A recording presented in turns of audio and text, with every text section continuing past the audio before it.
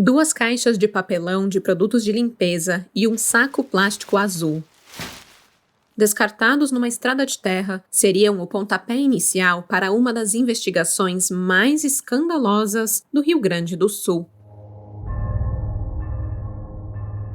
Tudo começou numa típica manhã gelada de fim de inverno, na zona rural de Novo Hamburgo, município localizado a 40 quilômetros de Porto Alegre, quando um catador de material reciclado surgiu na estrada Porto dos Tranqueiras, no bairro Lomba Grande, pronto para vencer mais um dia de trabalho.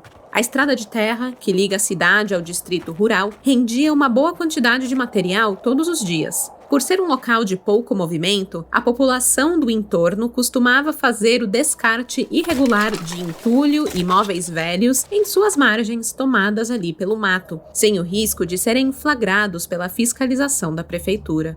As pessoas se sentiam tão confortáveis que até animais mortos eram frequentemente encontrados pelos catadores que cobriam a área ali diariamente. Enquanto revirava os detritos em busca de algo que pudesse vender no centro da cidade, o catador encontrou 2 caixas de papelão e um saco plástico azul que lhe chamaram a atenção. A caixa era uma marca de sabão em pó que ele não reconhecia. E olha que ele conhecia tudo que era marca, por recolher tudo que é embalagem das ruas para reciclagem. Mas aquela ali, que estampava a caixa, ele nunca tinha visto. Em letras azuis marinho, na diagonal, ele leu Invicto.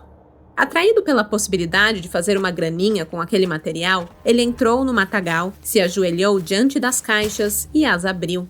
Ao invés de encontrar garrafas plásticas, latas de alumínio ou fios de cobre, o catador encontrou ali pedaços de carne. O susto veio em seguida, quando ele se deu conta de que os restos que localizou não pertenciam a nenhum animal, mas sim a humanos.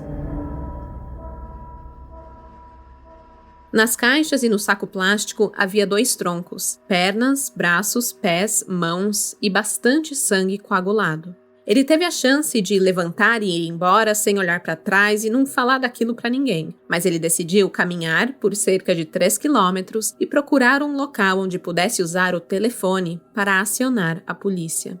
O que aconteceu depois disso foi uma investigação guiada por um delegado fanático, que resultou na Operação Revelação, um dos maiores erros judiciários do Rio Grande do Sul. Este é o episódio 199 do Café com Crime, o bruxo de Nova Hamburgo, a farsa de um delegado contra 7 inocentes. Alô, olá, alô, vai tudo bem? Bem-vindos ao Café com Crime, o podcast onde você pode ser o aficionado por crimes reais que você é, sem julgamentos. Eu sou a Esté Zorubi, ou Dona Café, como preferir, e hoje vamos falar sobre um caso de pânico satânico que aconteceu em 2017 em Nova Hamburgo, no Rio Grande do Sul. Os corpos esquartejados de 2 crianças foram o pontapé inicial para uma investigação guiada por um delegado fanático, resultando numa farsa que colocou um grupo de inocentes atrás das grades. É um daqueles casos de dar raiva, pois a investigação, que deveria buscar por respostas e justiça, se tornou mais um crime a ser resolvido. Essa história foi uma sugestão dos ouvintes @silveiraambos e @mariaeduardacampagnoni. Obrigada por enviar a sua indicação de caso. Antes de ir para a história, não deixe de seguir a gente aí na plataforma onde você está ouvindo. Ative as notificações para não perder nenhum episódio novo e, se puder, deixe a sua avaliação também. Parece pouco, mas para Dona Café aqui e toda a nossa equipe, isso é tudo. E se você gosta muito dos nossos episódios aqui no Café com Crime, saiba que você pode escutar ainda mais casos brasileiros com a gente. A partir do mês que vem, agosto de 2026, eu vou passar a lançar não um, mas 2 episódios exclusivos por mês para os apoiadores do podcast. Isso é um episódio do Café com Crime por semana para você. Para ter acesso, basta apoiar pela Apoia-se ou Orelo. Eu vou deixar o link das nossas campanhas de apoio na descrição deste episódio. Ao apoiar, você já ganha acesso imediato aos mais de 50 episódios exclusivos para apoiadores, além de entrar para nosso grupo de crimezeiros no WhatsApp. Super obrigada a todos os apoiadores. De verdade, vocês fazem esse podcast existir. E para fechar essa introdução, você já conhece a lojinha do Café com Crime? Lá você encontra canecas, camisetas e bolsas do podcast. No site umapenca.com/café com crime, você pode conhecer os nossos produtinhos. Eu vou deixar o link na descrição do episódio também. Lembrando que este podcast faz uso de efeitos sonoros, então, se puder, escute de fone de ouvido. E alerta de gatilho, esse episódio contém temas como violência contra crianças e intolerância religiosa. E com isso, bora começar do começo?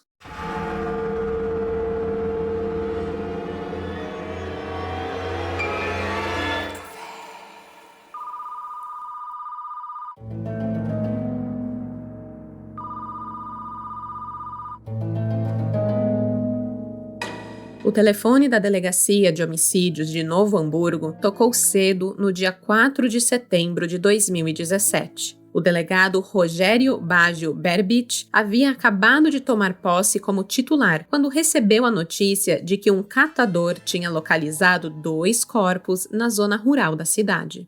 Ele reuniu a sua equipe, acionou a perícia e foi até o local indicado pelo denunciante. A princípio, a informação era de que os corpos pertenciam a uma mulher adulta, cujas unhas estavam pintadas de rosa, e um menino, que ainda vestia uma camiseta vermelha. A pele era branca, mas ambos estavam bastante bronzeados. O detalhe chamou a atenção dos policiais, já que o inverno do Rio Grande do Sul costuma ser rigoroso e com poucas aberturas de sol, o que tornaria aquele tom de pele muito incomum para os moradores locais naquela época do ano.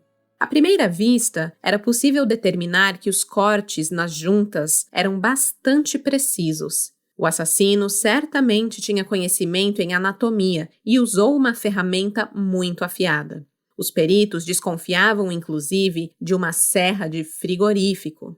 Apesar do estado dos corpos, os cadáveres ainda não exalavam mau cheiro, o que levou a polícia a acreditar que os assassinatos fossem recentes. A investigação estava apenas começando. Faltava localizar partes essenciais daqueles corpos, como as cabeças, e identificar as vítimas para que a família pudesse ser informada sobre o crime.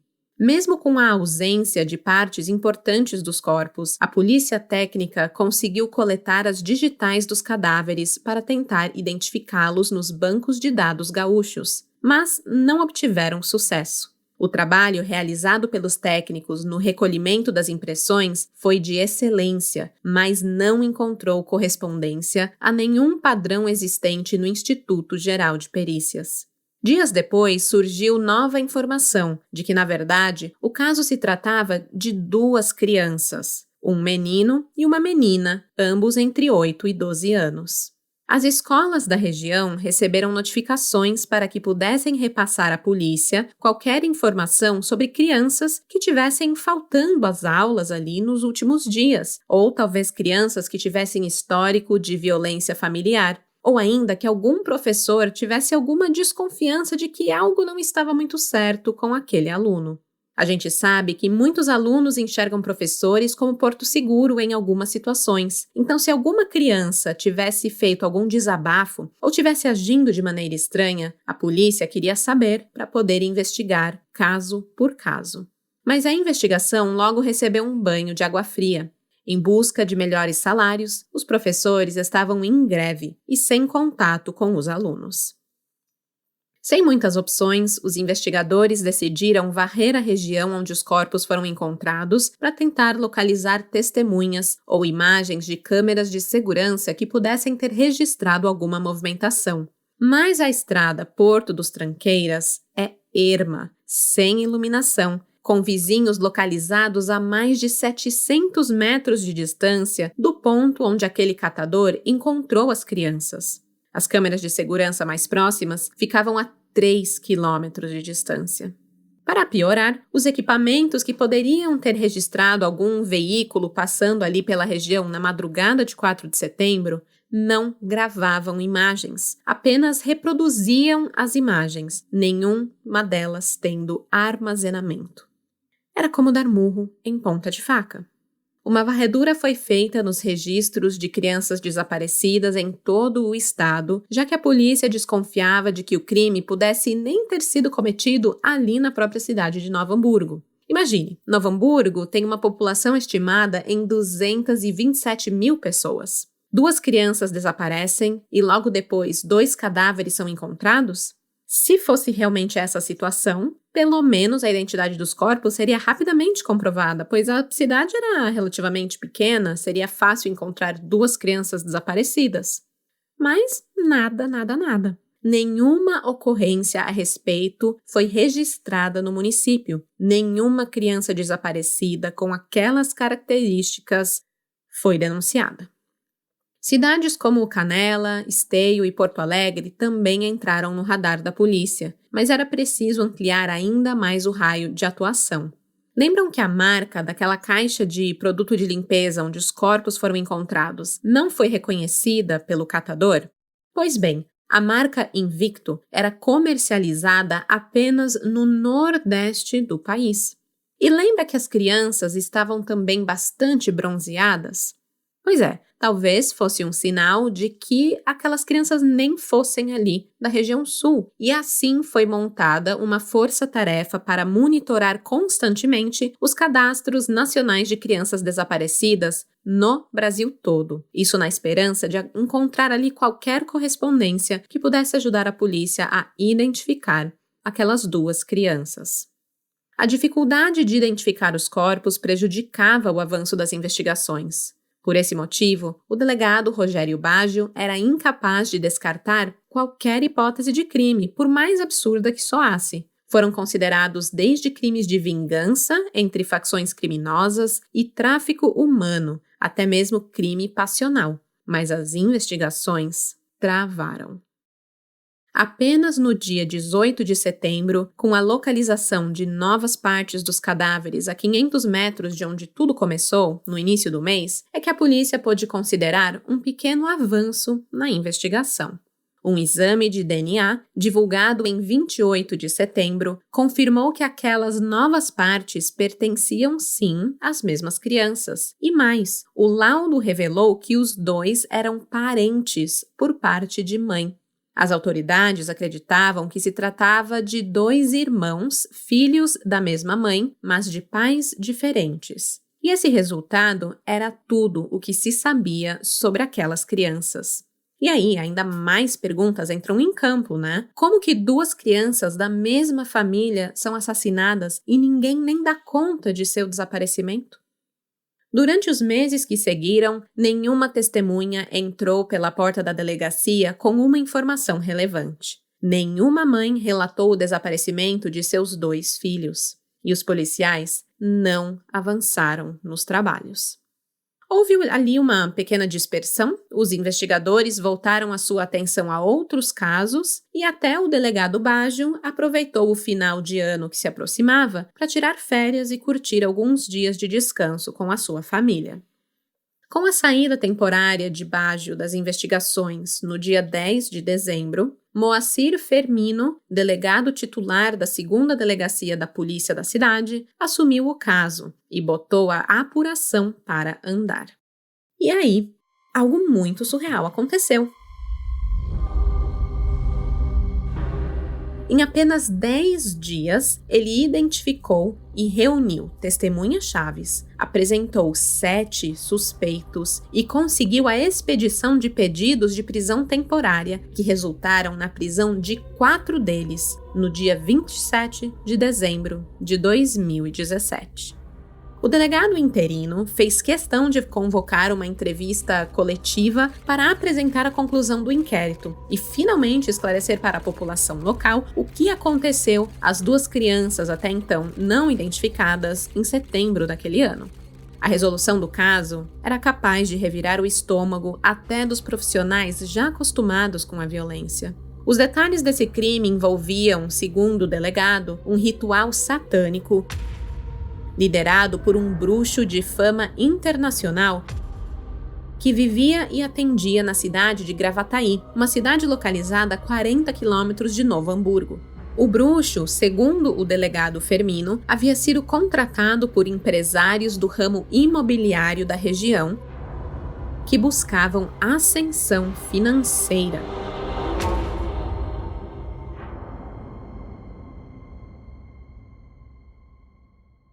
Esses detalhes sórdidos logo explodiram na mídia. Os jornais começaram a descrever o local de adoração do bruxo, em Gravataí, como um espaço maldito, onde sacrifícios ocorriam com frequência, ainda afirmando que corpos eram enterrados no terreno e decorados com símbolos do maligno. Para a população local, foi um pânico, total. Uma crença reafirmada de que os satanistas estavam atrás de suas crianças. Como vocês podem imaginar, com tais detalhes, o crime que antes tinha a atenção restrita da população local ganhou repercussão nacional. O Ano Novo de 2018 foi tomado com as seguintes manchetes no jornal NH. Em 3 de janeiro, crianças teriam sido sacrificadas em suposto ritual para atrair prosperidade. Em 4 de janeiro, irmãos esquartejados seriam argentinos e teriam sido comprados para ritual satânico. Em 5 de janeiro de 2018, hamburguense pagou R$25 mil para sacrificar irmãos em ritual satânico. Em 6 de janeiro de 2018, as manchetes continuavam, era dia após dia. Dessa vez, polícia descobre detalhes assustadores de ritual satânico. E em 8 de janeiro de 2018, finalmente o delegado Fermino convocou a tal da coletiva de imprensa para revelar aos jornalistas, que já publicavam diariamente novidades sobre o caso, como ele havia chegado, em apenas 10 dias, à conclusão do caso. E claro, ele também revelaria quem eram os envolvidos naquele ritual satânico contra crianças, quem era esse tal de bruxo e como ele havia realizado as suas prisões. Tudo seria esclarecido. Neste dia, o destaque do portal O Repórter foi a manchete. Ritual satânico. Acusados teriam bebido sangue e comido parte do corpo de crianças. Foi nessa data também que a história quebrou as barreiras locais do Rio Grande do Sul e ganhou o país, com matéria sobre o caso sendo destaque no portal G1, o portal de notícias mais acessado do país. 7 suspeitos de ritual satânico com morte de crianças no RS têm prisão preventiva decretada. As notícias eram grotescas, utilizando termos como magia negra, macabro, decapitadas, esquartejadas, ritual satânico e por aí vai. Além de, às vezes, usar termos como teriam sido ou supostamente, mas nem sempre eles davam essa margem para dúvida. Outras vezes o que vinha era a afirmação mesmo. O ritual custou tanto. O ritual satânico teve morte de crianças. Eram certezas sendo dadas ao público. Certezas que levaram o caso a se tornar o maior erro investigativo e judicial da história recente do Rio Grande do Sul. E se esses detalhes, meus queridos crimizeiros, estão te lembrando muito aí do caso Evandro, né, muito bem contado pelo Ivan Mizanzuki no podcast Projeto Humanos, bem, esses 2 casos, infelizmente, têm ainda muito mais em comum.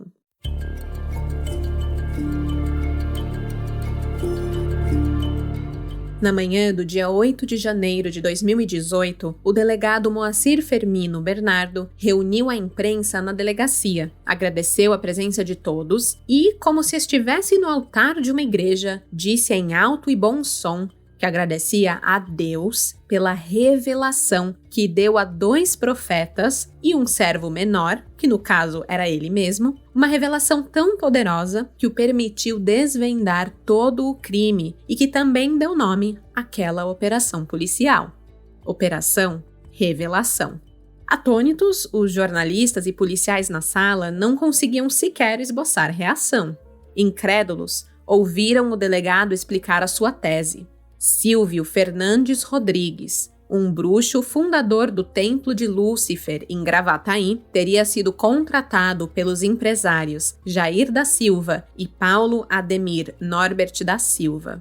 O objetivo? Sacrificar 2 crianças para atrair prosperidade nos negócios. Os empresários viviam no mesmo bairro onde os corpos foram encontrados e teriam desembolsado R$25 mil pelo ritual em homenagem a Moloque, um deus pagão cultuado pelos amonitas e considerado, pelo cristianismo, um demônio, por ser constantemente associado ao sacrifício de crianças na Bíblia hebraica. E como que o delegado tinha todos esses detalhes sobre quem era Moloque, o ritual e tudo mais? Bem, através da minha melhor amiga, Wikipédia. Sim, crimezeiros, o delegado havia incluído no inquérito registros da Wikipédia para detalhar os atributos do demônio Moloch, a etimologia do seu nome e as etnias que o cultuavam. A página da Wikipédia serviu como prova, mas em nenhum momento o Fermino ofereceu provas de como descobriu o nome da entidade cultuada ou sobre as fases do ritual e seus requisitos, como ele viria a detalhar. Ao detalhar o crime, ele também afirmou saber como essas duas crianças foram parar lá, no templo de Lúcifer. De acordo com o delegado Fermino, os filhos do empresário Jair, que se chamavam Andrei Jorge da Silva e Anderson da Silva, eles foram os responsáveis por conseguir aquelas crianças. Eles teriam contado com a ajuda de Jorge Adrian Alves, um argentino que teria roubado um caminhão em Novo Hamburgo e trocado pelas vítimas na província de Corrientes, na Argentina. Tudo bem bizarro, né? Ok, até aqui a gente já tem o nome de 6 acusados, mas o delegado queria um 7º, e o escolhido foi Márcio Miranda Brustolin, discípulo de Silvio. Ele teria sido o responsável por intermediar a negociação entre o suposto bruxo e aqueles empresários. O delegado Fermino também explicou como aconteceu o ritual, porque ele tinha 2 testemunhas que presenciaram tudo o que ocorreu ali dentro do templo. Essas 2 testemunhas, de início, não tiveram os seus nomes divulgados ali para os jornalistas naquela coletiva de imprensa. O delegado contou que, como os empresários eram cristãos, eles precisaram renunciar a Deus antes do sacrifício. E para isso, pingaram 7 gotas do próprio sangue em uma Bíblia diante do altar de uma igreja qualquer. Com essa primeira etapa concluída, era hora de partir para a fase seguinte. Com todo o discurso feito em aramaico, os 7 homens se reuniram no templo de Lúcifer para dar início ao ritual. O relato dessas testemunhas era aterrorizante. O menino teria sido obrigado a consumir álcool e, em seguida, amarrado a um pedestal. Enquanto isso, a irmã mais velha foi deitada no chão em um ambiente escuro, iluminado apenas ali por velas, com os 7 envolvidos ajoelhados ao seu redor. E aqui entra um dado técnico real. Os exames periciais confirmaram que no corpo do garoto havia 5,3 decigramas de álcool por litro de sangue. Isso é o suficiente para deixá-lo à beira de um coma alcoólico. Um detalhe terrível, mas que batia exatamente com o que as supostas testemunhas tinham trazido para o inquérito. Outro dado técnico real e bastante triste é que a menina apresentava perfurações no corpo e sinais de luta. Diante de tamanha violência e com medo de serem pegos, as testemunhas não acompanharam todo o ritual. Ao perceberem o que ia acontecer ali, essa testemunha teria se virado de costas e depois fugido do templo antes de tudo terminar. Então não se sabe exatamente como o esquartejamento das crianças ocorreu, mas pelo estado dos corpos, Fermino acreditava que a decapitação havia sido feita através de torniquetes e depois as cabeças teriam sido enterradas no Templo do Bruxo, um templo que ficava localizado num terreno de 7 hectares. Com isso, o pacto foi concretizado. Vejam como tudo girava em torno de simbologia, né? A simbologia do número 7. Foram 7 suspeitos, 7 gotas de sangue, precisaram fazer isso 7 dias antes, era um terreno de 7 hectares. Enfim, esse era o número cabalístico que servia como fio condutor para o delegado. Para Fermino, os envolvidos consumiram a carne e beberam também o sangue das crianças. Por fim, os restos mortais das vítimas foram descartados nos arredores da propriedade de Jair, um dos empresários que tinham contratado esse ritual. E se você tá pensando, por que não enterraram o corpo lá nos 7 hectares do templo, não é mesmo? Bem, eles precisavam fechar ali 4 pontos cardeais para garantir o sucesso do ritual. Por isso, partes dos corpos foram deixados em 4 pontos distintos.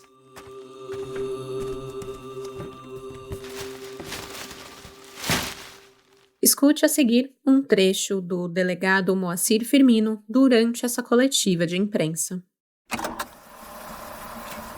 Nós acreditamos que as crianças foram sacrificadas lá no templo de Lucifer, em Morungaba. E as crianças foram picadas e colocadas num freezer para guardar o tempo que é dado de 7 em 7 dias para o ritual.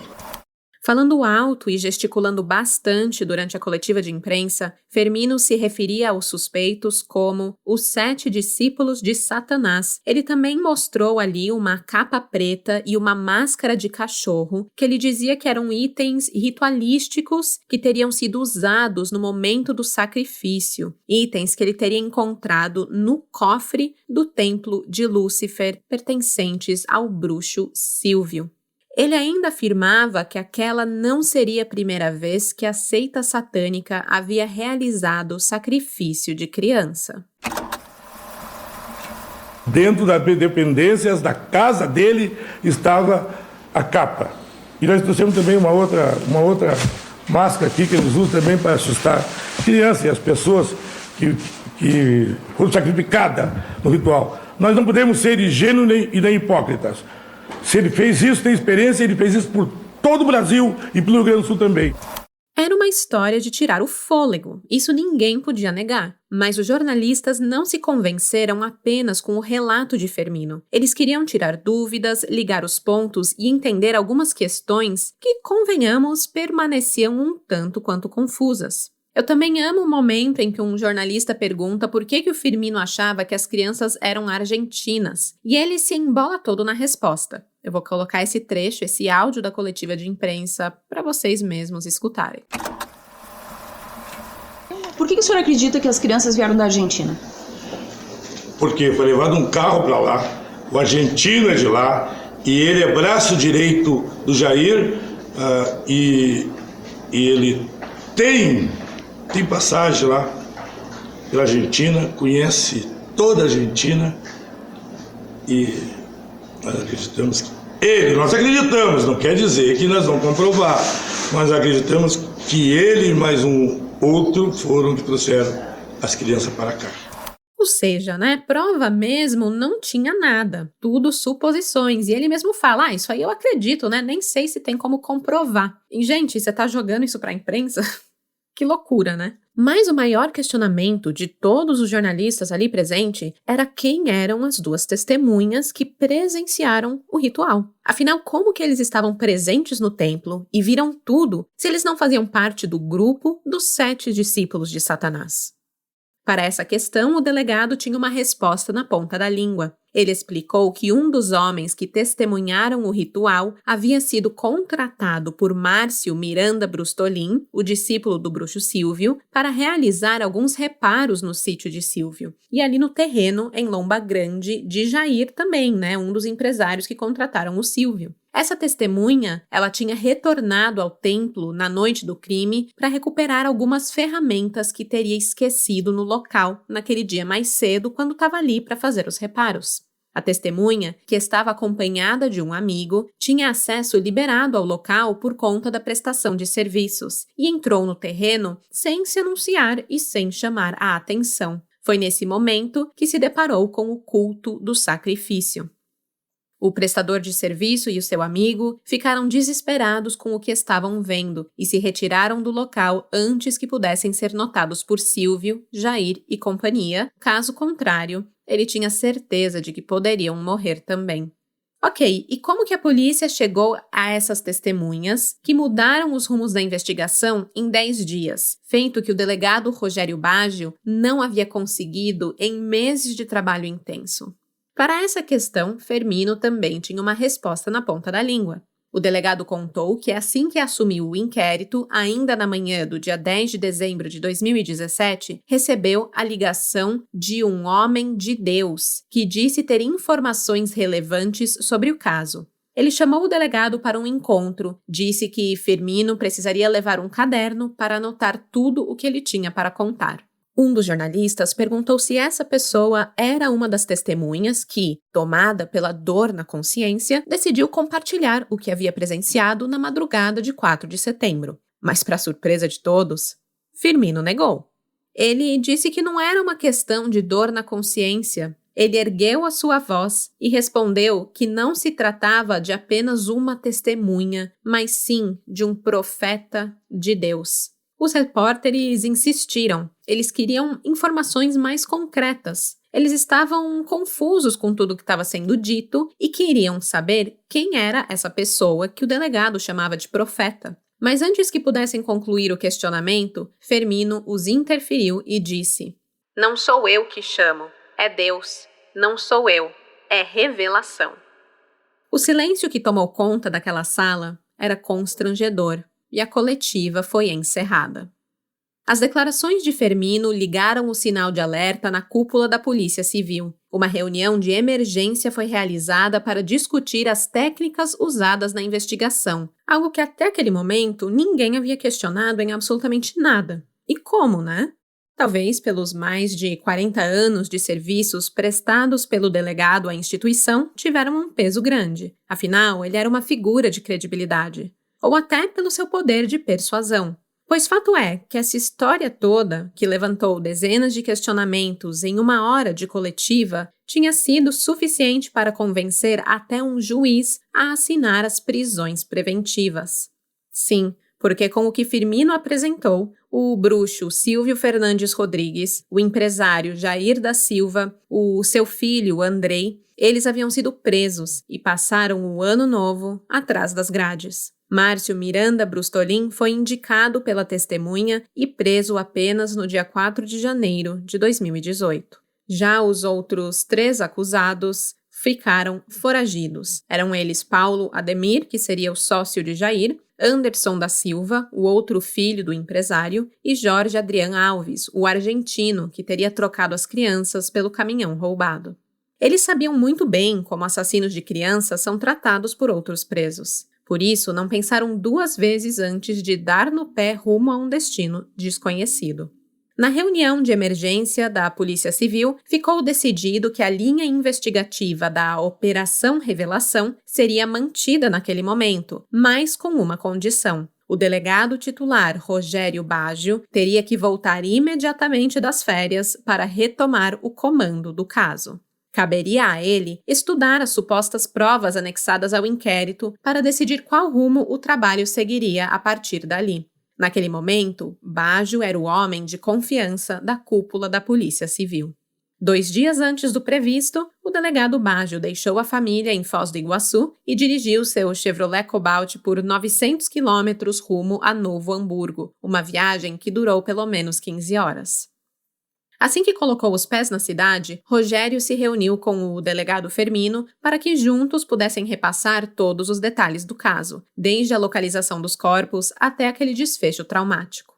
Apesar de soar como uma bomba para quem acompanhou o trabalho de Firmino em dezembro e também para a imprensa durante aquela coletiva de janeiro, aquele papo de ritual satânico não era bem uma novidade para o delegado Baggio. É que pouco mais de um mês após o crime, ainda em outubro de 2017, Firmino procurou Baggio com aquele mesmo papo, o de ter sido procurado por 2 profetas de Deus em seu escritório na 2ª delegacia, homens que haviam sido usados para receber uma revelação do Espírito Santo sobre o assassinato das crianças. Baggio até ouviu o colega, deixou ele dizer o que ele tinha a dizer, mas ele não considerou que uma revelação divina pudesse guiar um inquérito daqueles. Apesar de respeitar a religiosidade de Firmino, o delegado titular explicou que a lei exige provas reais para sustentar qualquer linha de investigação. Gente, ele teve que explicar isso para o delegado que trabalhava na polícia há mais de 40 anos, tá? Só, assim, é muito surreal. Enfim, por isso que Baggio preferiu focar a atenção na possibilidade de um crime conjugal ou talvez de uma dupla execução ligada ao tráfico de drogas. Ele decidiu ir por outras linhas investigativas que não envolviam essa revelação divina sobre uma seita satânica. Mas aí, outubro passou, novembro passou, sem muitas novidades. Baggio sai para suas férias já programadas em dezembro e Firmino assumiu o caso. E sem a oposição do delegado titular, ele trouxe à tona a história dos profetas e das testemunhas que desenharam aquela dinâmica macabra para o crime. Com a volta, agora, do delegado titular, ficou decidido que Baggio e Firmino fariam uma espécie de trabalho em dupla. Firmino permaneceria no caso e, enquanto isso, Baggio buscaria provas materiais que não estavam no inquérito ainda. Acho que isso deve ter sido até uma manobra do Baggio de não querer criar confusão ali dentro, até porque o Firmino já tinha 4 décadas de experiência, era uma pessoa de credibilidade, talvez não quis, né? Falou assim, beleza, se é isso que você acredita, então vamos trabalhar em dupla, né? Eu vou buscar outras informações que você não buscou, enquanto isso, eles combinaram que o Firmino ia seguir o trabalho que ele estava fazendo de ir para as ruas buscar evidências a partir das pistas dadas por seus informantes, pelas suas testemunhas. E esse trabalho em dupla rendeu frutos, mas apenas para o delegado Baggio. Bastaram alguns dias à frente do inquérito para que os próprios investigadores começassem a apontar falhas graves na condução de Firmino. Sabe aquela capa preta e a máscara de cachorro que foram orgulhosamente exibidas durante a coletiva como itens utilizados no ritual macabro? Pois é, elas sequer foram encontradas no cofre de Silvio, como o delegado afirmou para a imprensa, mas sim no quarto do filho de Silvio. Além de tudo, em nenhum momento esse material passou por perícia para saber se havia material genético das crianças nos tecidos, já que ele afirmava que aquela capa foi usada no momento do sacrifício. E, gente, segue a gente lá no Instagram, no @cafécomcrime, porque eu vou postar fotos dessa capa, da máscara do cachorro. E, gente, a máscara do cachorro é tão engraçada. Ai, eu não me aguento. Sério, é tudo muito bizarro nesse caso. Enfim. Em outra ocasião, enquanto comandava uma escavação no templo de Silvio em busca das cabeças das vítimas, o Firmino recebeu a ligação de um de seus profetas. Era o homem santo quem o conduzia por telefone sobre onde perfurar o terreno para encontrar a cabeça das vítimas. Mas adivinhem, nada foi encontrado, nem com esse guia divino. Firmino também chegou a recolher o que acreditava ser um crânio humano em uma bacia de sangue para usar como indício. Porém, a perícia constatou que aquela peça não passava de uma reprodução de gesso. Com a pulga atrás da orelha, Baggio pediu à justiça uma nova perícia e mais um mandado de busca e apreensão no templo de Lúcifer, que era a casa de Silvio também.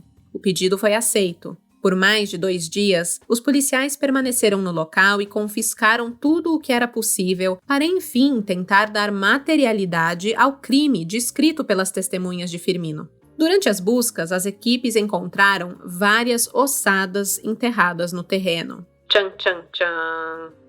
E quando os peritos aplicaram o luminol, aquela substância química que brilha no escuro quando entra em contato com o sangue, o chão do templo acendeu igual a uma árvore de Natal.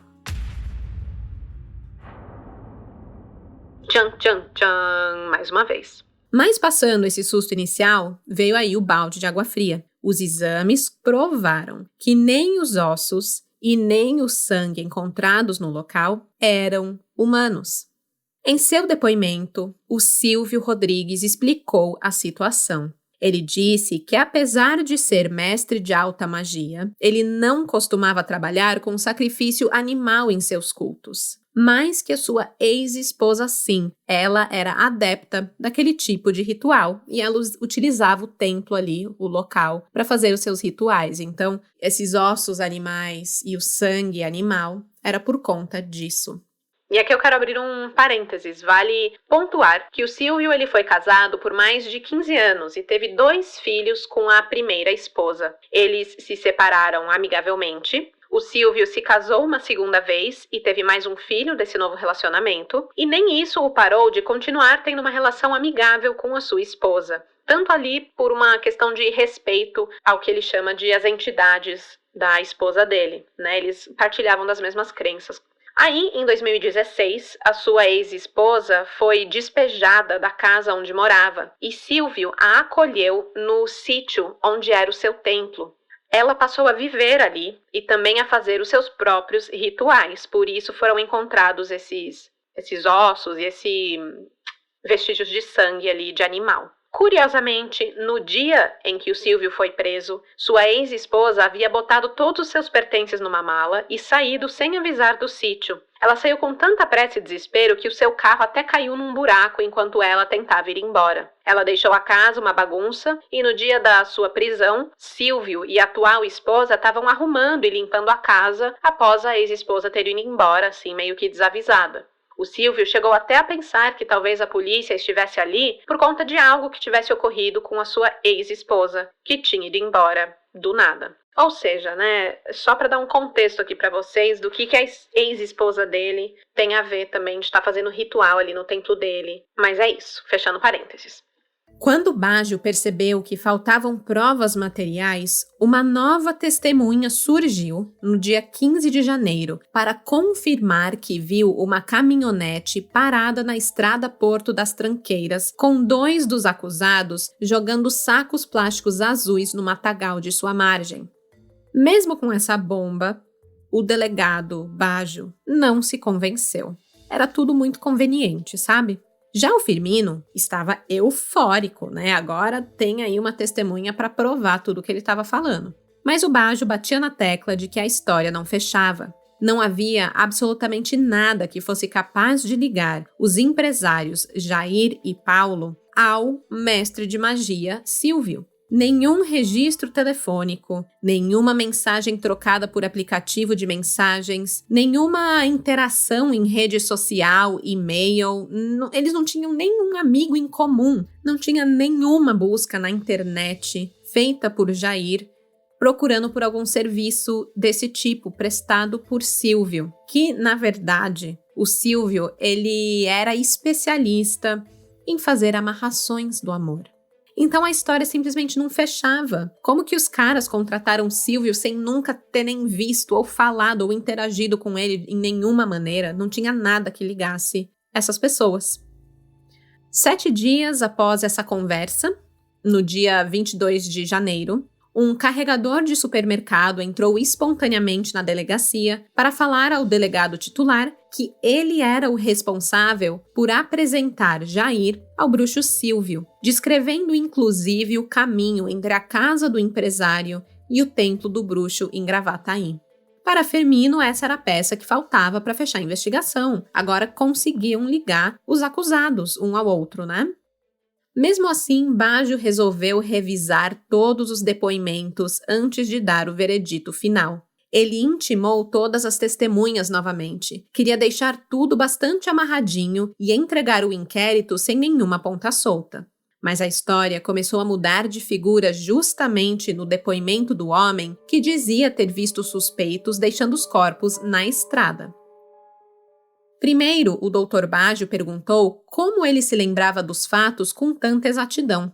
O homem explicou que o flagrante aconteceu porque ele estava indo visitar o filho, que fazia aniversário exatamente no dia 4 de setembro. Por isso, seria impossível confundir as datas. E esse fato do aniversário era verdade. Mas o que pegou de verdade foi outra coisa. Esse homem contou para a polícia que no momento do flagrante estava acompanhado de um colega de trabalho. Um colega de trabalho que ele simplesmente não soube dizer quem era.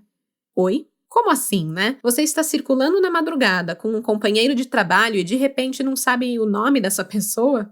A testemunha trabalhava como pedreiro, mas o amigo que o acompanhava, ele nem sabia. Eu não sabia dizer no que o cara trabalhava, só sabia que era lá da mesma obra, mas não sabia nem o nome e nem a sua função exata. Foi algo bastante suspeito, né? Depois de a polícia insistir muito, essa testemunha foi submetida a um reconhecimento fotográfico e finalmente apontou um homem que morava em Santa Catarina como sendo o seu colega de trabalho que o acompanhou naquela manhã e poderia confirmar a sua história de que ele viu 2 dos acusados jogando aqueles sacos lá na estrada.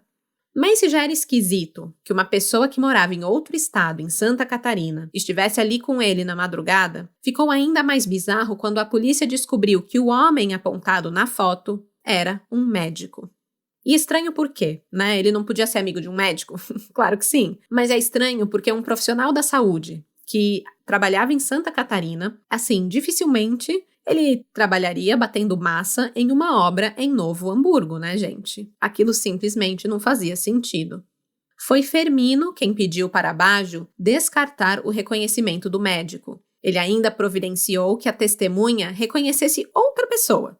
E quando a testemunha reconheceu outra pessoa e falou, ai não, desculpa, eu, vi errado, não era esse médico. Esse outro homem que ele apontou e reconheceu era pelo menos 10 anos mais velho do que o médico. Então como assim ele aponta uma pessoa com 10 anos de diferença na cara, né?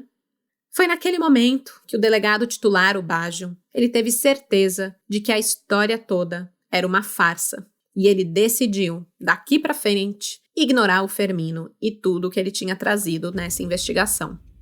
Pressionados pelos investigadores a partir desse momento, a falsa testemunha não conseguiu segurar o rojão.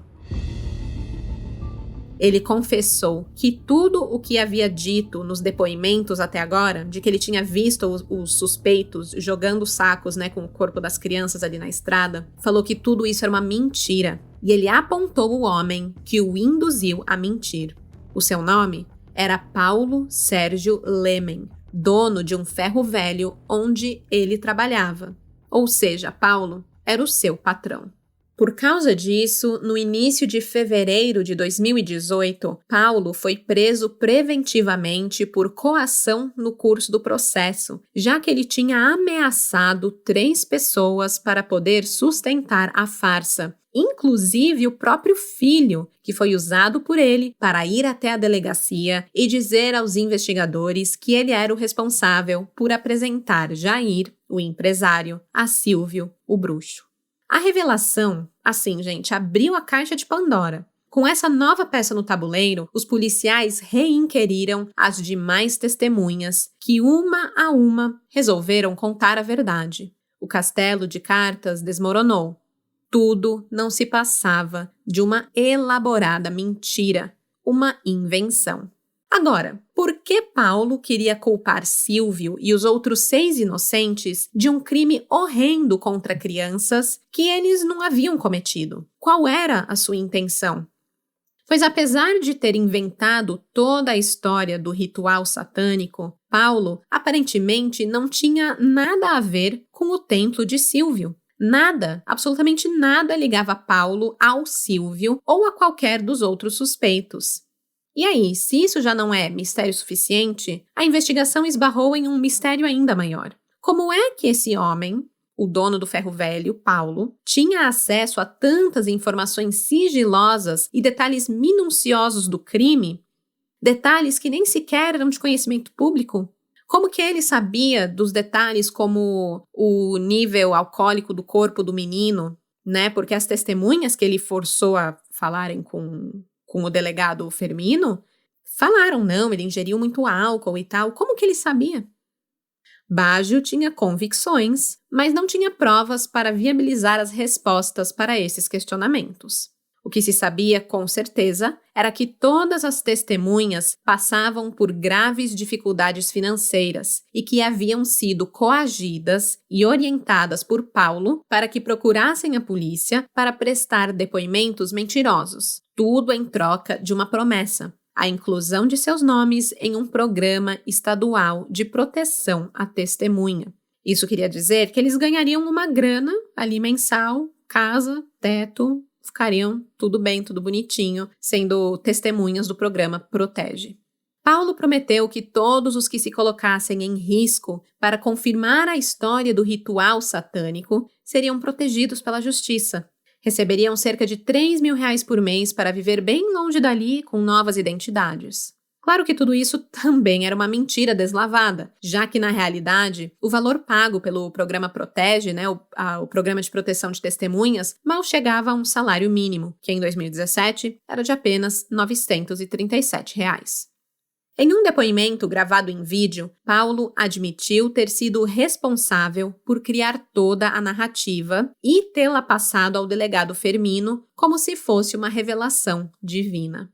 Diante da equipe de Baggio, portanto, ele contou que a história repassada era fruto de uma viagem astral e que ele não imaginou que o delegado compraria sua história sem se aprofundar nas investigações. O problema é que Fermino não só comprou aquela versão, como passou a pressionar Paulo para que conseguisse testemunhas que comprovassem aquela tal revelação. repassando a Paulo detalhes técnicos extraídos dos laudos oficiais, como o nível de álcool no sangue do menino. Para o delegado interino, aquela era a resolução perfeita para um crime sem solução e uma maneira louvável de encerrar a sua carreira na polícia antes de tentar ingressar na política. O que ele esperava era ser ovacionado e ser parte de manchetes o chamando de herói por ter desmascarado uma seita luciferiana realizadora de sacrifícios de crianças. Moacir Firmino queria ser o salvador e, para isso, estava disposto a cometer todo tipo de pecado e crime.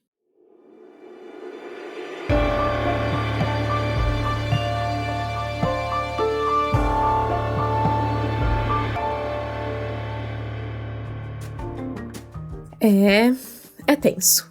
Por isso, vamos dar uma pausa, tomar um gole de café e trazer um pouco de leveza para esse episódio. Vamos falar de uma das coisas mais importantes dessa vida, que é amor e família. Eu tenho o privilégio de falar novamente para vocês sobre a Guardiões de Vidas, a empresa que cuida da sua família com amor, carinho e, acima de tudo, profissionalismo. A Guardiões de Vidas é especializada em cuidados com pacientes idosos, uma empresa de home care que te ajuda a não se sentir sobrecarregado com os cuidados de um ente querido. Se a sua rotina é uma correria sem fim, com trabalhos, compromissos, várias expectativas, e ao voltar para casa ainda fica por sua conta o cuidado de um ente querido, saiba que você pode ter ajuda, e isso não significa amar menos. Tenha a certeza de que quem você ama está sendo cuidado com carinho, profissionalismo e no conforto do próprio lar com a Guardiões de Vidas. A empresa oferece cuidadores de idosos especializados com seleção rigorosa, formação contínua e supervisão nos cuidados do seu familiar. Os cuidadores atuam para preservar a autonomia e a dignidade do seu parente sem tirá-lo do seu ambiente familiar. Afinal, a sua tranquilidade começa em casa. Agende uma consulta com um plano personalizado e visitas conforme a sua necessidade. Você pode contratar os cuidadores por algumas horas numa ocasião especial, ou plantões semanais, ou até mesmo 24 horas, 7 dias por semana. Quem manda no cronograma é você.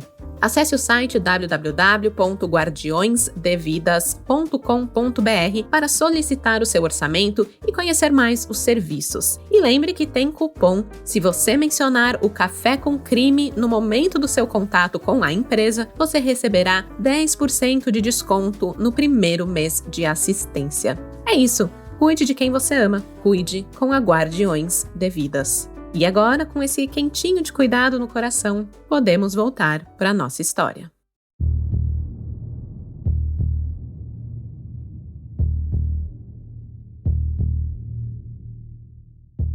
Quando seu castelo de cartas ruiu, o delegado Moacir Firmino Bernardo somava uma carreira de 44 anos na Polícia Civil, 20 deles como delegado. Já cansado da rotina exaustiva das delegacias e investigações, ele queria se aposentar no auge e solucionar o caso das crianças esquartejadas de Novo Hamburgo seria o trampolim perfeito. Tudo o que ele precisava para ingressar na política com a moral lá no alto. Essa, inclusive, era uma obsessão antiga. Firmino já havia tentado se eleger vereador na cidade de São Leopoldo em 2004 e depois em 2008, mas não teve sucesso. Agora ele tinha certeza de que, em 2018, surfando na onda desse caso midiático, teria chances reais de se eleger deputado estadual ou até mesmo federal. Para completar o perfil, o Dr. Firmino, que nasceu e cresceu na fé católica, tinha se convertido à Igreja Evangélica em 2014. E ele não fazia questão nenhuma de esconder que estava se preparando para dar mais um passo em sua carreira, o de se tornar pastor. Quando Rogério Baggio se afastou do caso para curtir suas férias, Firmino viu a oportunidade de resgatar a história do profeta que tentou emplacar em outubro, quando o delegado titular ainda estava no comando. O plano era dar àquela tese a roupagem de legalidade que precisava para convencer o Ministério Público e a Justiça, mas havia um grande obstáculo: não existia nenhuma prova material. Foi por isso que ele precisou correr contra o tempo para fabricar testemunhas que comprovassem a sua história. Com a ausência do delegado Baggio, Fermino procurou Paulo Lemen para informar que o plano seria colocado em prática e o pressionou para que testemunhas procurassem a polícia espontaneamente para prestar depoimento sobre a promessa de que seriam incluídas no programa Protege, um programa que tem a finalidade de assegurar a integridade e prestar assistência às testemunhas de crimes.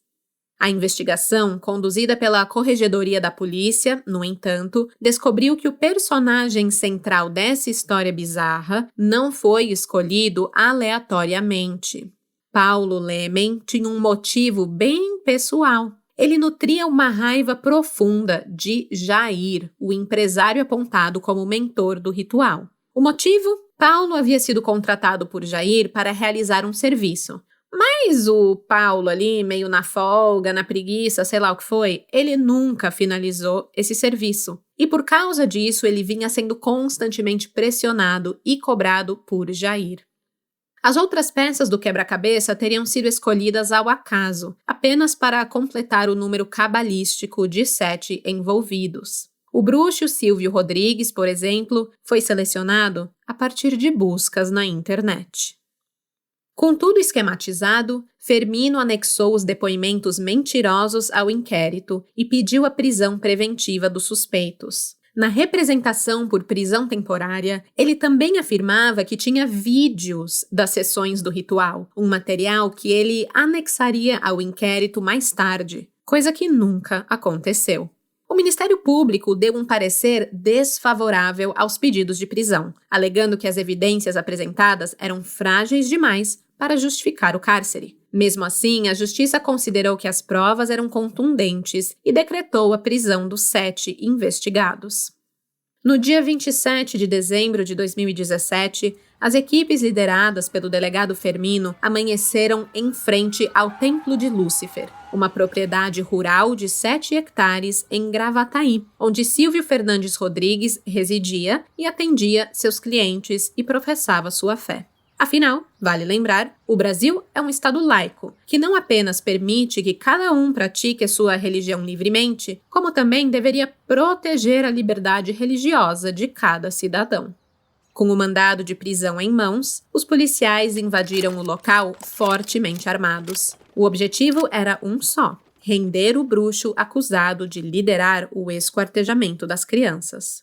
Sobre o dia de sua prisão, Silvio lembra: "Eu estava em casa, e aí adentraram com as viaturas. Eram 4 viaturas, muitos policiais.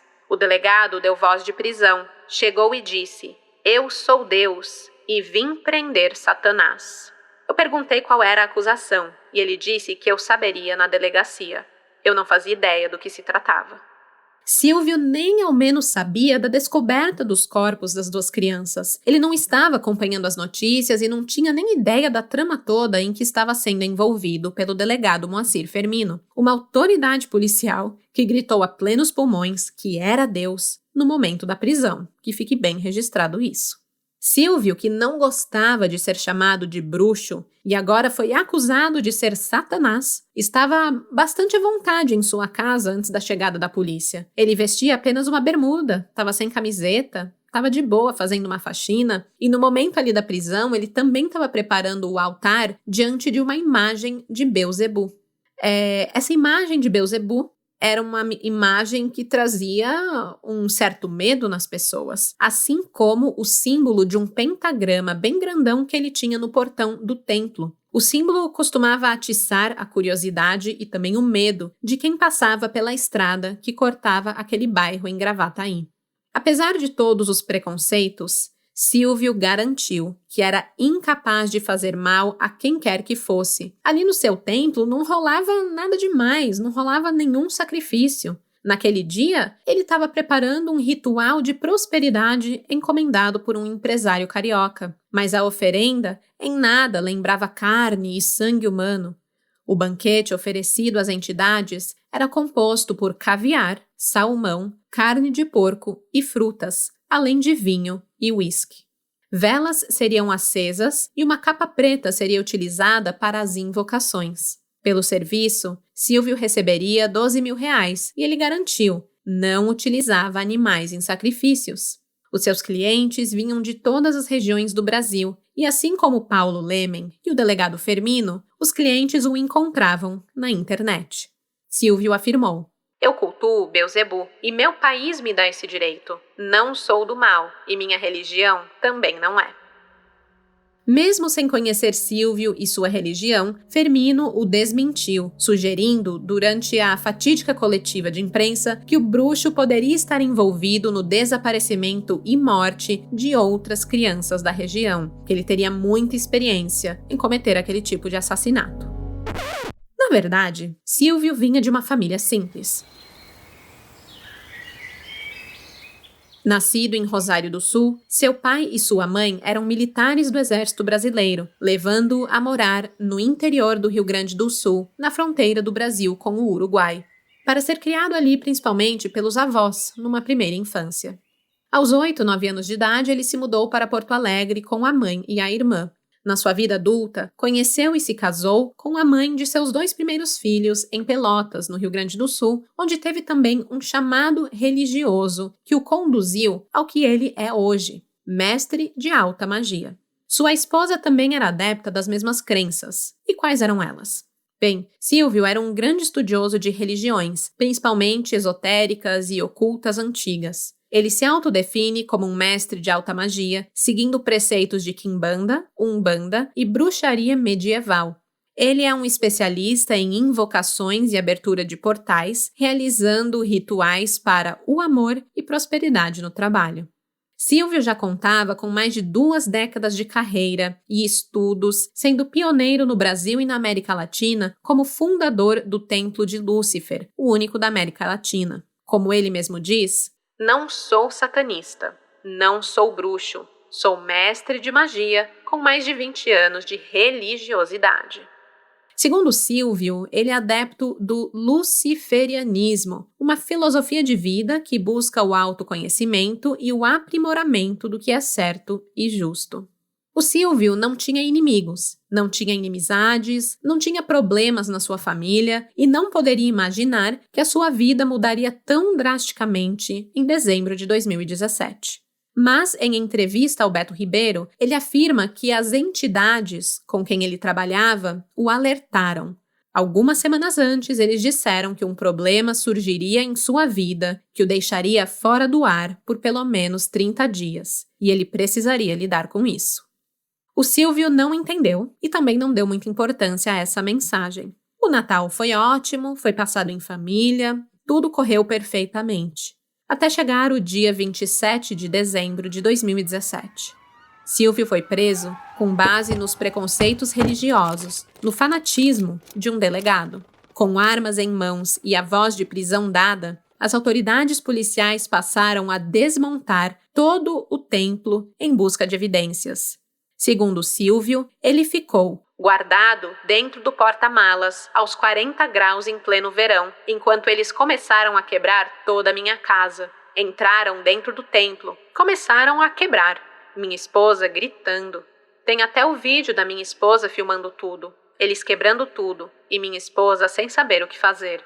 Quebraram meu cofre de marreta, cofre que comprei num antiquário, era relíquia, para ver se tinha a cabeça das crianças dentro. Você imagina a polícia quebrando amarretado um cofre que pode ter evidência dentro? Nem para chamar a perícia, só sai quebrando tudo, assim. Enfim. Esse foi o início de todos os seus problemas. Não só do Silvio, como de outros inocentes que também foram detidos naquele dia. Passavam apenas 2 dias do Natal. Jair da Silva batia um papo com a família depois do almoço, quando da varanda avistou 2 viaturas da polícia se aproximando de sua residência em Novo Hamburgo.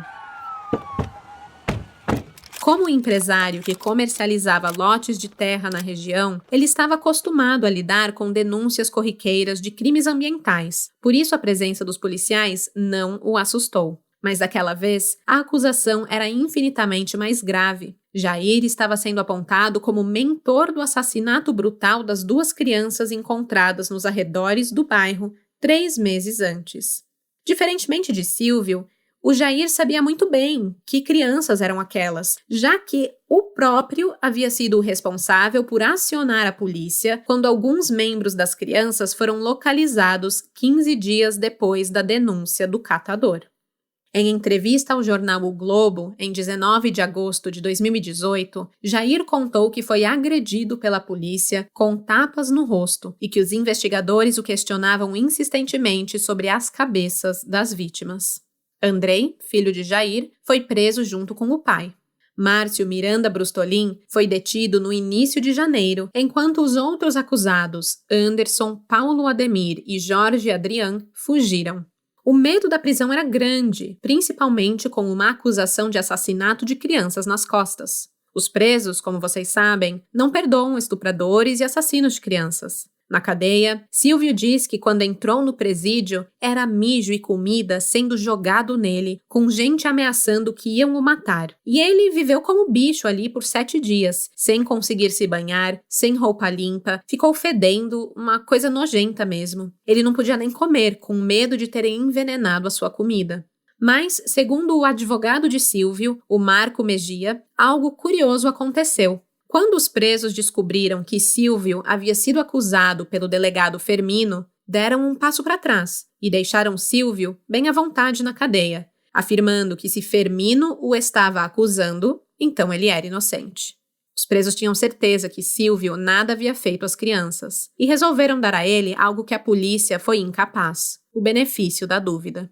Silvio ficou preso por 43 dias. Ele dividia a cela na PEJ com outros 5 homens e recebia visitas dos familiares 2 vezes por semana. No dia 31 de dezembro, na virada do ano, ele estava na cadeia e lembra que "Minha família ficou na esquina do presídio. Gritavam de lá para eu ouvir." Essa foi sua comemoração de Ano Novo. Enquanto isso, com sua versão pronta, Fermino planejou encerrar o inquérito após a coletiva de imprensa no dia 8 de janeiro. Ele só não esperava que os jornalistas o bombardeassem de perguntas e que a cúpula da Polícia Civil interrompesse as férias de Rogério Baggio para que ele reassumisse o caso e desmontasse a farsa do ritual de magia maléfica. Com o desmonte da narrativa montada por Fermino, no dia 7 de fevereiro de 2018, o delegado Baggio pediu a soltura dos 7 suspeitos, inclusive daqueles que permaneciam foragidos. Ele foi prontamente atendido pela juíza Ângela Roberta Papes do Merck, que concedeu a liberdade provisória para todos que foram injustamente acusados por Fermino. Ela alegou: "Meu trabalho é prender gente, mas a maior satisfação que tive em 10 anos de carreira foi soltar inocentes que tiveram suas vidas devastadas após serem condenados pela opinião pública." No dia de sua soltura, Silvio lembra que estava varrendo sua cela quando um colega, que escutava a rádio, o chamou para a cela da frente dizendo que estavam falando dele no rádio. Foi ali que Silvio escutou que os acusados do caso das crianças esquartejadas de Novo Hamburgo seriam soltos, pois tudo não se passava de uma farsa do delegado. Ele lembra desse momento com emoção. A cadeia parecia que era um jogo entre o São Paulo e o Corinthians, e São Paulo tinha feito um gol. Era a torcida toda comemorando, a cadeia comemorando a notícia de que tudo o que estavam me acusando era uma farsa, uma mentira.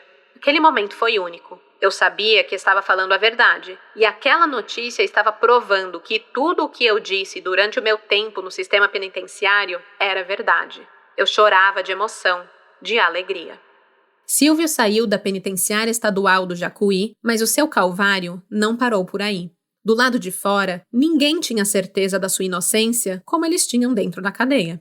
Muito pelo contrário, a sociedade continuava o condenando e ele estava preocupado com a segurança da sua família. Na época, ele tinha uma esposa e 3 filhos, sendo um ainda uma criança de 11 anos, e todos foram quase linchados na rua na época da sua prisão. Silvio afirmou após a sua soltura: "Como tocar a vida se a minha mulher não consegue ir ao supermercado sem ser apontada? Como reconstruir os cacos de uma vida destruída pela irresponsabilidade de alguém?" Enquanto Silvio e os outros acusados receberam a liberdade e tentavam reconstruir a vida com os escombros que sobraram das suas reputações, a polícia, sob liderança de Baggio, voltava à estaca zero na investigação das crianças esquartejadas.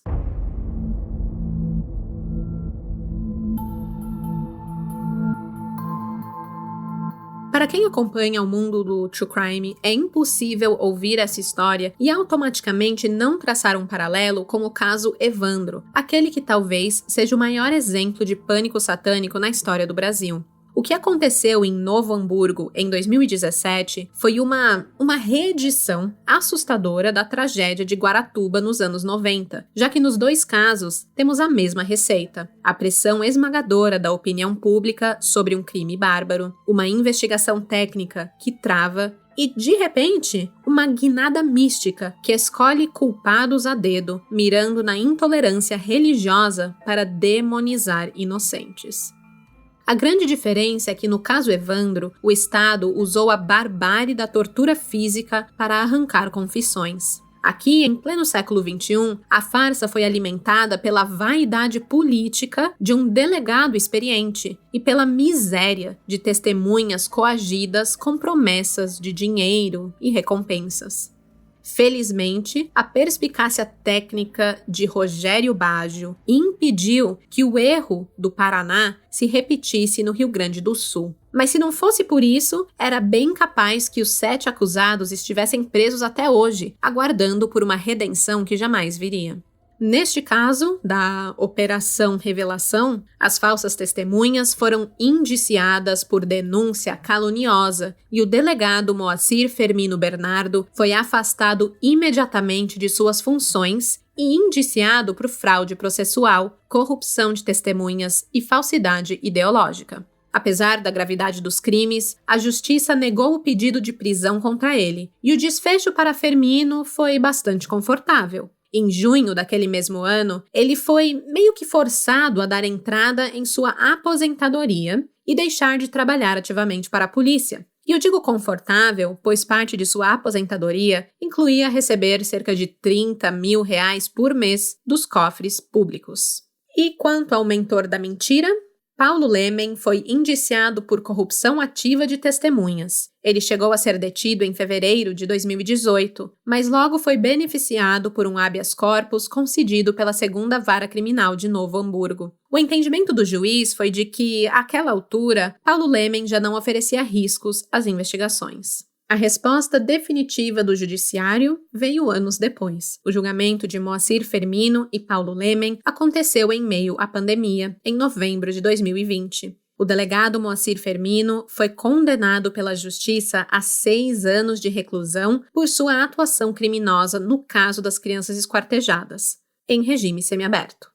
O juiz Ricardo Caneiro Duarte entendeu que o delegado era culpado pelos crimes de falsidade ideológica e corrupção ativa de testemunha, além de considerar que houve continuidade delitiva, com o agravante de Fermino ser, na época, um funcionário público. Mesmo condenado, o delegado aposentado jamais foi preso por seus crimes. A sentença também condenou Paulo Sérgio Lemen por corrupção ativa de testemunhas a 4 anos, 2 meses e 12 dias de reclusão em regime semiaberto. Mas, pouco mais de 1 mês após a sua condenação, no dia 14 de dezembro de 2020, ele foi encontrado morto com uma facada no pescoço, no bairro de Lomba Grande. A Delegacia de Homicídios apurou o caso e concluiu que o assassinato dele não estava ligado ao crime das crianças esquartejadas. Paulo Lemen já possuía antecedentes criminais, dentre as quais via de fato, lesão corporal e estupro.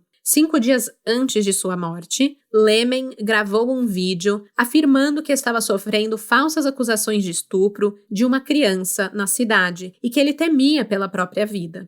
A vida dá voltas, né?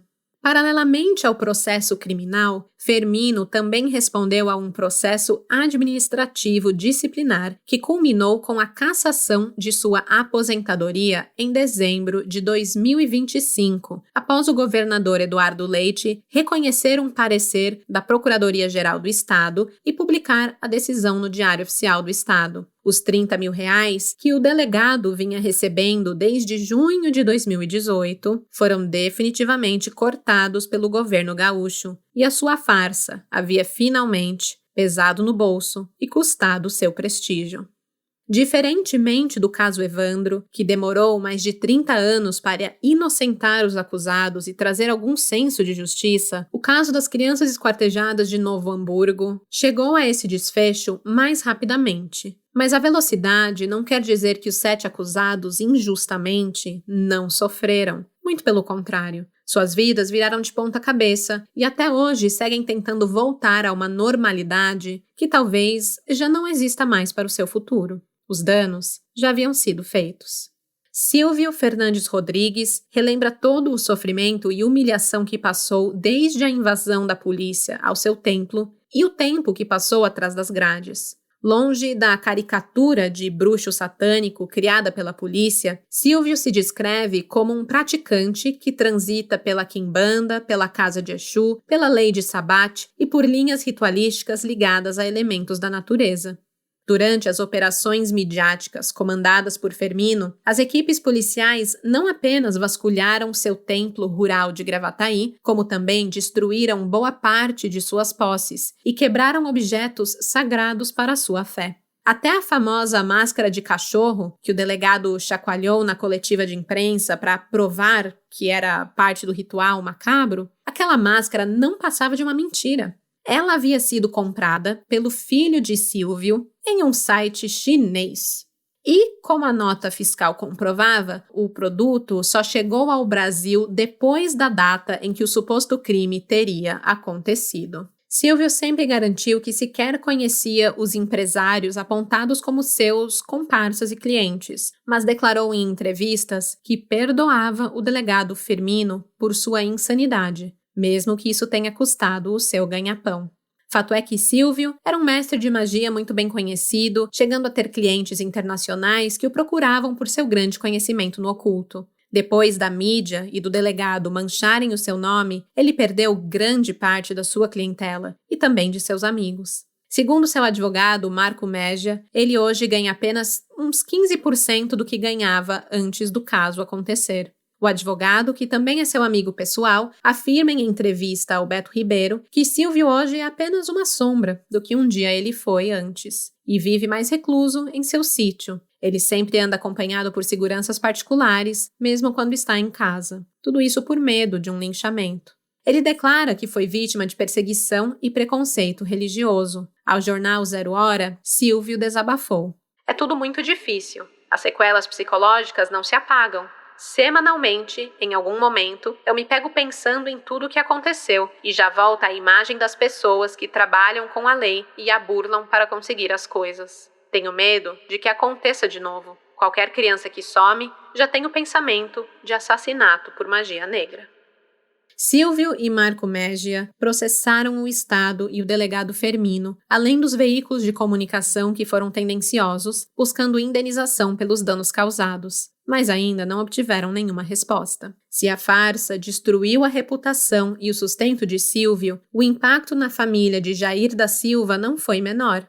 No roteiro fantasioso do delegado Fermino, Jair era pintado como um grande e poderoso empresário do ramo imobiliário, um homem frio, capaz de pagar fortunas para encomendar a morte de crianças. Mas a realidade que as investigações da Corregedoria encontraram passava muito longe disso. Conhecido na região de Lomba Grande por apelidos como Jair dos Porcos ou Jair Sem Terra, ele tinha 47 anos, mas aparentava ser 2 décadas mais velho pelo peso do sofrimento e estava longe de ser um magnata. Seu sustento vinha da venda e troca de carros usados e pequenos lotes de terra em negociações informais, que muitas vezes envolviam até porcos como moeda de pagamento. Ele morava em uma casa grande, é verdade, mas uma casa simples, onde trabalhava na lida da propriedade junto com a esposa e os 5 filhos. Paulo Ademir Norbert, incluído no inquérito como sócio e cúmplice do crime, era um conhecido de Jair. Ele havia vendido 2 hectares de terra ao colega, permitindo que este os loteasse para tentar ganhar a vida. O trauma daquela prisão injusta envelheceu e adoeceu a família. Andrei Jorge da Silva, um dos filhos de Jair, que foi arrastado para a cadeia junto com o pai, revelou o horror que viveu no bastidores do cárcere, ao relatar que toda a família foi alvo de agressões físicas e ameaças psicológicas por parte dos policiais nas celas. Sem entender o motivo de estarem ali, Andrei contou que eles só descobriram do que estavam sendo acusados dias depois, através da mãe, da esposa, e pelo que ouviram na rádio, dentro já da prisão. O preconceito e o estigma do crime satânico destruíram a vida e a moral dos envolvidos. Anos depois, Jair relatou a enorme dificuldade para seguir fazendo seus pequenos negócios de compra e venda na região, encontrando portas fechadas, até mesmo quando tentava vender melancias na beira da estrada para conseguir algum sustento. Assim como Silvio, o sentimento que restou para Jair foi o desamparo total diante de um Estado que deveria protegê-lo, mas quase o destruiu. Eu não confio mais na justiça. Apesar das nossas buscas, nós não encontramos informações sobre os demais envolvidos injustamente neste caso. Fato é que muita da população local ainda acredita que Silvio, Jair, Andrei, Paulo e os outros estavam realmente envolvidos com a morte daquelas crianças. É aquela coisa, né? Sai na manchete o seu nome atrelado a um crime horrendo, todo mundo lembra. Mas quando sai, meses depois, uma nota de rodapé te inocentando, nem todo mundo vê. Silvio afirma que tem muitos vizinhos que acreditam ainda que ele é culpado e que ele tem usado magia para se livrar da prisão. O fato da vida de 7 pessoas ter sido arruinada por uma falsa acusação já é motivo de grande tristeza, mas este caso ainda tem mais uma camada de quebrar o coração de qualquer um. A vaidade do delegado Fermino e a vontade de tirar vantagem de um crime tiraram o foco das investigações sobre o esquartejamento das 2 crianças, e os seus corpos sequer foram identificados. É desolador constatar que, nas mãos de quem deveria buscar a verdade, a vida daquelas crianças foi reduzida a um pano de fundo na construção de um projeto político do delegado.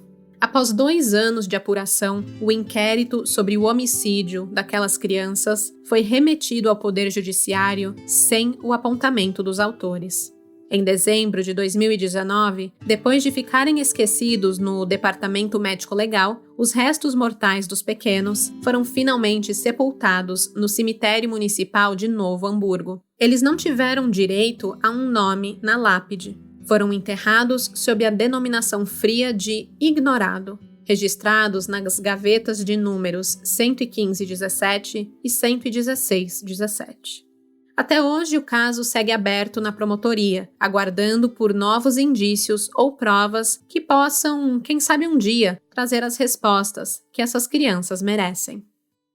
A teoria mais ventilada, segundo o advogado Marco Meggia, é de que os corpos daquelas crianças podem ter sido vítimas de tráfico de cadáveres para serem usados como estudo de universidades de medicina. Os corpos estavam como em um formol, como diz o advogado, já que nenhum inseto consumiu o corpo. Eles não conseguiram descobrir há quanto tempo as crianças estavam mortas por conta disso. Os corpos também não tinham cabeça, e um deles, o do menino, estava sem os órgãos internos. Os cortes eram muito precisos também. Parecia um estudo de camadas de pele e coisas do tipo. Segundo Meggia, seriam cadáveres de laboratório, usados em estudos de medicina. Podem ter sido comprados por algum hospital de forma ilegal e decidiram descartar os corpos ali para não terem problemas depois. Talvez isso também explica o motivo de ninguém buscar por essas crianças, pois os seus pais ou responsáveis acreditavam que as crianças estavam mortas mesmo, enterradas, já tinham dado o seu adeus triste ali no cemitério, e por isso não buscaram por elas. Essa é a tese de Marco Meggia, uma especulação apenas. Foi o que restou, após uma investigação tão falha que criou caos, deixou dúvidas e não trouxe nenhuma resposta para aquelas crianças não identificadas, enterradas como ignorados. Realmente, a menina de 12 anos e o menino de 8 ou 9 anos, possivelmente meio-irmãos ou talvez primos maternos, tiveram sua verdadeira história ignorada. E esse foi o caso do bruxo e as crianças esquartejadas de Novo Hamburgo. Uma investigação baseada em provas forjadas, 5 prisões ilegais de suspeitos que não tinham nada a ver com o caso, tudo por conta do fanatismo de um delegado. Quão louco é pensar que em pleno 2017, na era da internet, pleno século XXI, a história de uma seita satânica sequestradora de crianças e fazedora de sacrifícios humanos para obter benefícios de riquezas e sei lá o que mais a uma entidade sobrenatural poderia ser aceita, sem nenhuma prova que sustentasse a acusação. Uma história cheia de preconceitos, uma caça às bruxas na modernidade, que foi reproduzida sem dó nem piedade pela mídia e veículos de comunicação, levando 7 inocentes a serem estigmatizados e condenados pelo público antes mesmo da justiça fazer o seu papel. É isso que me dá mais medo nesses casos. Não é o demônio, o Moloque, Beelzebul, sei lá o quê. Não, gente. O que dá medo é a predisposição que a gente tem de julgar e culpar inocentes porque lemos numa manchete de jornal, porque vemos um post nas redes sociais. Fake news, sabe? Essa nossa predisposição real por criar certezas sem ter base nenhuma. Em 2020, o advogado Marco Alfredo Mejia, que representou Silvio no caso, eu acho que eu falei Mejia, fiquei confundindo o nome dele. Mas enfim, ele escreveu e publicou o livro Operação Revelação, Caso Bruxo, o maior erro histórico de um delegado no Brasil. Na sinopse do livro, em seu site, ele afirma: o livro Operação Revelação, Caso Bruxo, tem por finalidade deixar registrado o que não se deve fazer num processo investigativo. Realmente, o caso deveria ser muito mais conhecido do que é e servir de alerta para que novos casos Evandros, casos Altamira, casos Escola Base, casos Ouro Preto e casos como o do bruxo deixem de ocorrer.